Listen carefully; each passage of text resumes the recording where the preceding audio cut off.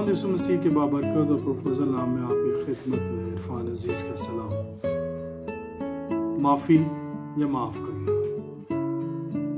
इंसान होते हुए जब हम इस लफ्ज़ पर गौर करते हैं और इस पे बात करना चाहते हैं तो ये एक कड़वा सच और इंतहाई मुश्किल काम कोई भी शख्स मुझ समेत दूसरों को माफ़ नहीं कर सकता जब तक कि हमारे दिल में पाक रूह की तरफ से तहरीक नहीं होती।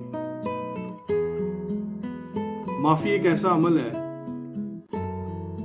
कि जब हम किसी को माफ़ करते हैं तो हम दूसरे पर नहीं बल्कि अपनी ज़िंदगी पर एहसान करते हैं।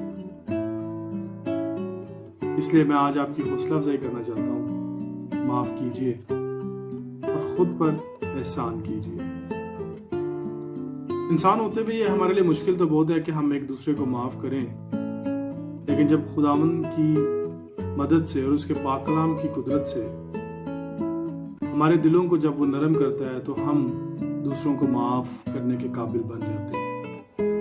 अजीज़ों, मैं आज आपसे 4 ऐसे स्टेप्स पे बात करना चाहूँगा जिनकी मदद से हम दूसरों को माफ़ कर सकते हैं। कलाम मुकद्दस में जब हम इफ्जियों के ख़त को पढ़ते हैं उसके 4 बाब और उसकी 32वीं आयत में तो पौलुस रसूल उसमें कुछ यूं फरमाते हैं, और एक दूसरे पर मेहरबान और नरम दिल हो,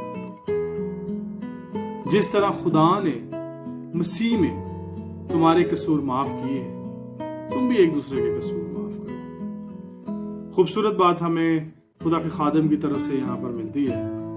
इंसान होते हुए हमारे लिए इंतहाई मुश्किल है हम एक दूसरे को माफ करें, और बाज़ औक़ात अगर हम करते हैं तो सिर्फ लफ्ज़ी तौर पर करते हैं और फिर हमारे दिलों में उसके लिए कदूरत जरूर मौजूद रहती है।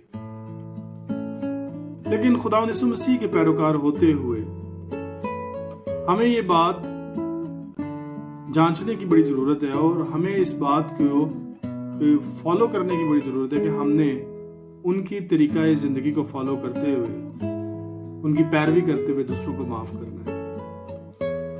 और इन चीज़ों को, खुदा के कलाम को और मसीह की ज़िंदगी को फॉलो करते हुए हमारी ज़िंदगी में ये लाएमल ज़रूर होना चाहिए और हमें समझने की ज़रूरत है कि हम एक दूसरे को माफ़ करें। पौलुस रसूल ये गलतियों के ख़त को में यूँ फरमाते हैं उसके 6 बाब और उसकी पहली आयत में, है भाइयों, अगर कोई आदमी किसी कसूर में पकड़ा भी जाए तो तुम जो रूहानी हो उसको इल्म मजाजी से बहाल करो और अपना भी ख्याल रखो कहीं तू भी आजमाइश में न पड़े। और खुदा के जिंदा कलाम किताब मुकद्दस का जब हम मुतालिया करते हैं तो खुदा भी ये चाहता है कि हम इंसान होते हुए एक दूसरे को माफ करें। माफी लफ्ज तो बड़ा छोटा है, लेकिन किसी को माफ करना इंतहाई मुश्किल और नामुमकिन नजर आता है।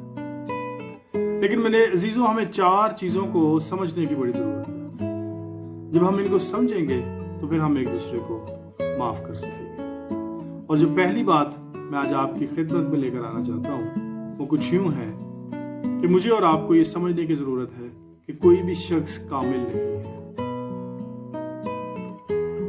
और जब हम ये जान जाते हैं कि कोई भी शख्स कामिल नहीं है तो फिर हमारा नुक्ता नजर उसकी जिंदगी के बारे में, उस शख्सियत के बारे में मुख्तलिफ हो जाता है। क्योंकि अगर मैं किसी शख्स को माफ नहीं करता तो मेरा नुक्ता नजर उस शख्स के लिए इंतहाई मनफी हो जाता है और फिर मैं उसके साथ जानवरों से भी बदतर सलूक करना चाहूंगा। और ये भी हकीकत है कि जब हमारा नुक्ता नजर किसी शख्स के बारे में मनफी हो जाता है तो उसके मस्बत काम भी हमें बुरे लगते हैं और हमारी जिंदगियों पर उसके मनफी असरात होते हैं। और हकीकत में अजीजों, सच्चाई ये है, मैं और आप हम सब एक ही कश्ती के सवार हैं, क्योंकि वाज बड़े वाज़ेह लफ्जों में ये फरमाता है, क्योंकि ज़मीन पर कोई ऐसा रास्तबाज इंसान नहीं कि नेकी ही करे और ख़ता ना करे। हम सबसे ख़ता होती है। हमें ये समझने जानने की ज़रूरत है, कोई भी शख्स कामिल नहीं है।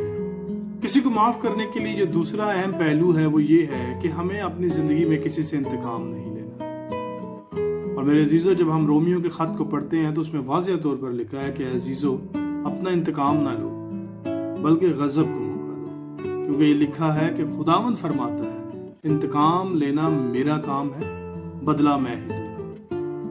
مشکل ہوتا ہے جب آپ کسی کا جوابی وار کر سکیں، جوابی حملہ کر سکیں، آپ ریٹیلیٹ کر سکیں اور آپ نہ کریں۔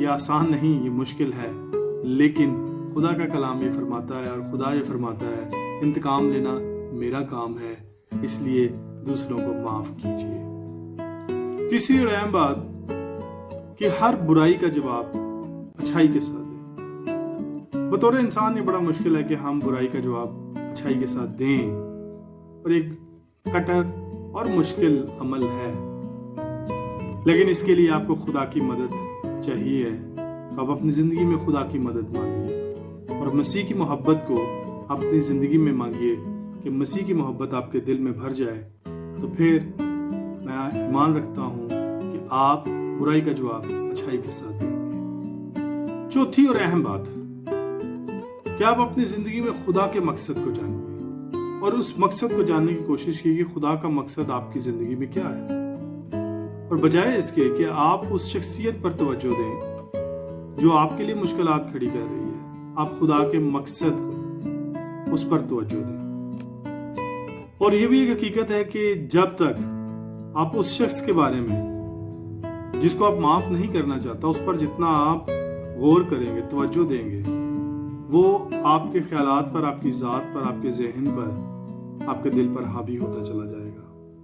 اس لیے بجائے اس کے کہ آپ اس ذات پر توجہ دیں، آپ خدا کے مقصد پر توجہ دیں، خدا کے مقصد کو جاننے کی کوشش کیجیے، اور آپ یہ کوشش کریں کہ آپ اس مقصد کو، جو خدا کا مقصد آپ کی زندگی میں پورا کر سکیں۔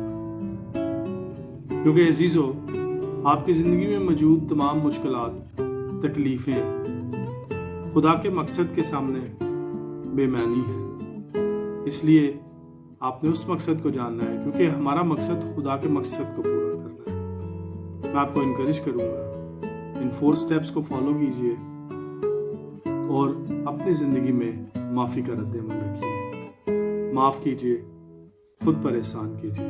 خداوند آپ سب کو برکت دے، آمین۔